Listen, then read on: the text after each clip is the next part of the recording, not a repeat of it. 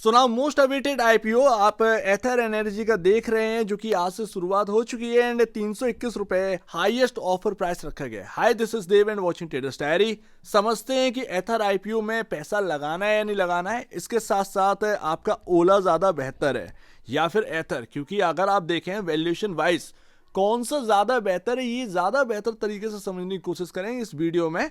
तो यहाँ पर 46 शेयर का यहाँ पर ना लॉट साइज है एंड यहाँ पर ज्यादा कुछ अभी ना एक एक्शन देखने को नहीं मिल रहा है। जीएमपी वालों का तो यहाँ पर बुरा हाल है, 0% जीएमपी हमें देखने को मिला है, लेकिन लिस्टिंग के वक्त आप जानते हैं कि 0% पे ऑलमोस्ट फ्लैट जो यहाँ पर ओपनिंग होती है वो भी यहाँ पर 5 से 8% ऊपर हो ही जाता। तो सबसे पहले तो आप ये समझिएगा, फ्रेश इशू और ओएफएस दोनों है एक साथ मिलाकर एंड दोनों का जो टोटल वैल्यू बनती है वो 2980.76 करोड़ रुपए की बनती है।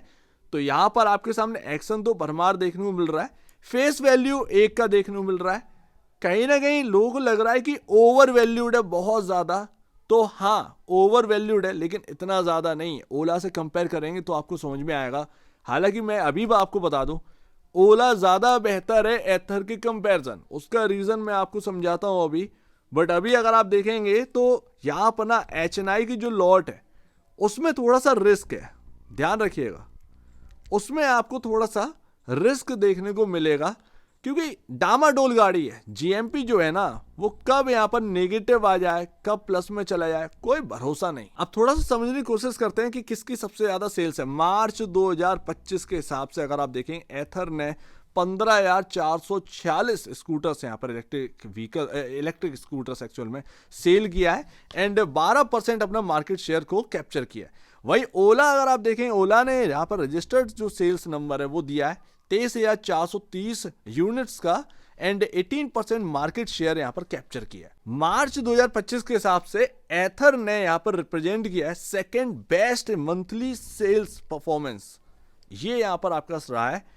वहीं पर ओला यहाँ पर जो बेचा है भाई उस हिसाब से सेकंड हाईएस्ट मार्केट शेयर इनका है आफ्टर बजाज ऑटो। अब ये आपके सामने pre offer share holding pattern है एंड यहाँ पर उस हिसाब से अगर आप देखेंगे तो 8,100 करोड़ के अराउंड का मार्केट कैप बनता है 321 रुपए के भाव के हिसाब से। अभी मैं पूरी बात किया नहीं हूं, यहाँ पर वैल्यूएशन समझिए कि कितना मार्केट कैप पर लिस्ट होगी अगर ये 321 के भाव पर ही लिस्ट हो जाए एथर एनर्जी का आईपीओ। तो ये तो आपका शेयर होल्डिंग पैटर्न के हिसाब से हो गया। अब जो फ्रेश इश्यू यहां पर किया गया है एंड ओएफएस है वो अगर आप जोड़ देंगे तो ऑलमोस्ट 11,000 करोड़ से 12,000 करोड़ के अराउंड का यहां पर आपका मार्केट कैप बनता है। 11 से 12,000 करोड़ के आसपास का फ्लैट लिस्टिंग हो सकती है अगर 321 रुपए के भाव के साथ यहां पर लिस्ट हो जाए। तो इतना मार्केट कैप आपको देखने को मिलेगा एथर एनर्जी के आईपीओ का। वहीं ओला का आप जानते हैं तो ऑलमोस्ट यहां पर 50-49 के आसपास का प्राइसिंग चल रहा है, 20-22 हजार करोड़ के आसपास का मार्केट कैप है। लमसम एथर से डबल पर आपका यहां पर ना ओला का मार्केट कैप देखने को मिलता है।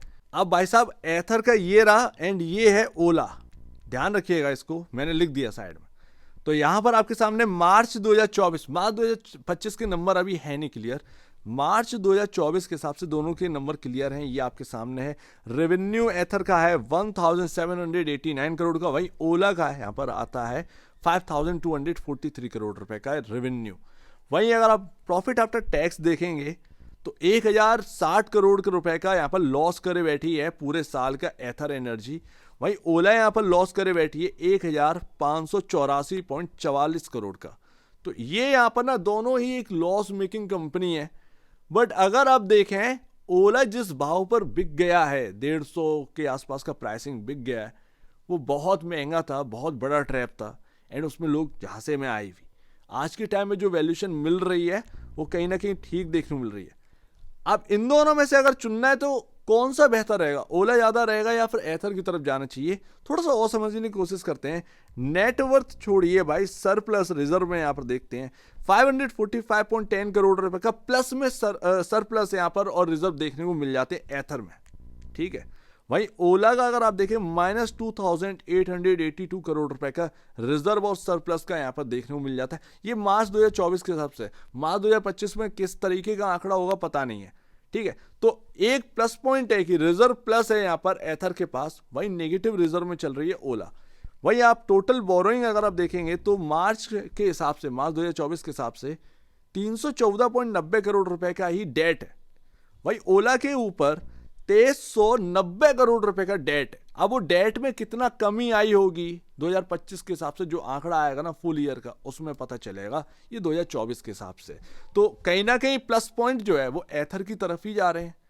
एक सही मायने में दोनों लॉस मेकिंग कंपनी है, पर हालत जो है ना वो एथर एनर्जी की ज्यादा बेहतर। शायद मार्केट कुछ यहां पर ना भापने की कोशिश करे एथर एनर्जी के, तो ये ध्यान रखिएगा।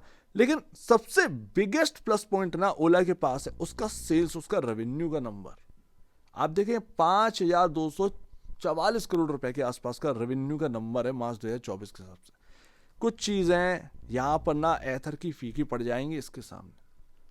कई मायने में अगर देखा जाए तो क्रंच तो बहुत ज्यादा ओला के अंदर देखने को मिल रहा है, बट रिस्क रिवॉर्ड ना अगर आप तोलने चलेंगे तो कहीं भी नहीं भी देखने को मिलेगा।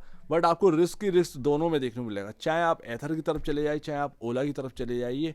बस आगे चलकर ये समझ में आना चाहिए कि कौन ज्यादा बेहतर कर रहा है, तो वही आगे यहाँ पर ना टॉप करता हुआ नजर आ सकता है भाई।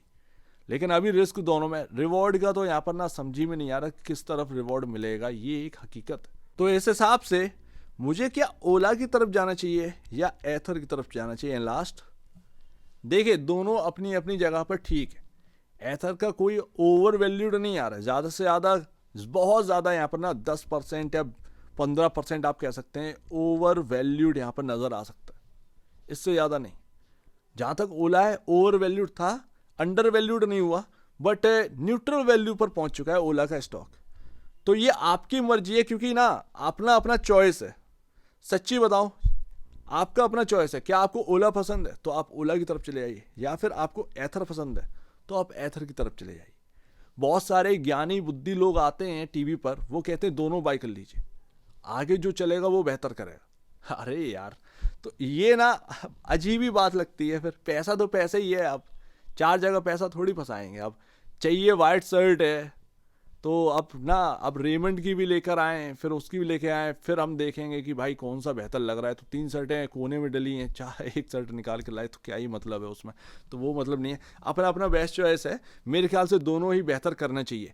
जहाँ तक मुझसे पूछेंगे तो कौन सा ज़्यादा बेहतर है, मैं देखूंगा ना तो मैं थोड़ा सा ओला की तरफ ज़्यादा रुख करता हुआ नजर आऊँ, थोड़ा सा यहाँ पर ओला की तरफ। हालांकि एथर का बाकी सारी चीज़ें ज़्यादा बेहतर है, एंड जो डिफरेंस भी है, लेकिन कोई बहुत बड़ा डिफरेंस भी नहीं रह गया ओला और में। डबल के आसपास ही तो ओला वैल्यूड है एथर की कंपैरिजन, ठीक है ना। 22-23 हजार करोड़ का ही तो मार्केट कैप है। तो कई सारी चीजें मुझे ना प्लस पॉइंट जो है वो ओला की तरफ ज्यादा लगती हैं। एथर भी ठीक है, तो अगर आप एथर की तरफ भी मुड़ रहे हैं तो भी कोई प्रॉब्लम नहीं है, आप ओला की तरफ मुड़ रहे हैं तो भी कोई प्रॉब्लम नहीं है। आपका अपना चॉइस है, ये आगे भविष्य बताएगा कि भाई आपका जो एक ना इन्वेस्टमेंट है वो आपका सही बैठ रहा है, आपका पत्ता जो है ना वो सही बैठ रहा है या नहीं बैठ रहा है। सिंपल सी बात है, आप भी इस बात को समझ सकते हैं, मैं भी इस बात को समझ सकता हूँ, घुमाने फिराने की बात नहीं है। ये सब ना new age company and heavy valuation पर लेकर आए थे। अच्छा हुआ एथर कोई ओवर वैल्यूड पर नहीं आया, क्योंकि ओला आ चुका था। अदरवाइज ये भी अगर आते ना 30-40 हजार करोड़ के मार्केट कैप पर, इनके लिए क्या बड़ी बात थी, आ सकते थे। लेकिन वही चीज़ है ना कि दिक्कत हो जाती है उस वक्त, ये भी आईपीओ पिटता। तो अभी 11,000 के आसपास का मार्केट कैप देखने को मिला, 11,000 12,000 करोड़ के आसपास का मार्केट कैप है 321 रुपए के भाव के हिसाब से, अगर इसी पर लिस्टिंग हुई। बाकी ओला इससे डबल का मार्केट कैप होल्ड कर रही है, लेकिन कुछ चीज़ें ओला के पास ज़्यादा बेहतर है, कुछ चीज़ें ओला की कंपैरिजन एथर के पास ज़्यादा बेहतर है। बस इतना ही है, अपनी अपनी चॉइस है, जिस तरफ भी चाहो उस तरफ देख लो। सो उम्मीद है काफ़ी कुछ आपको समझ में आया होगा। एक बार निवेश से पहले, बेचने से पहले अपने ब्रोकर एडवाइस से जरूर सलाह लीजिए। खुद की स्टडी करेगा, उससे बेहतर कुछ भी नहीं है, खुद की स्टडी मस्ट है। तो आप बीच में जाए, बड़ी देखने बहुत धन्यवाद दोस्तों।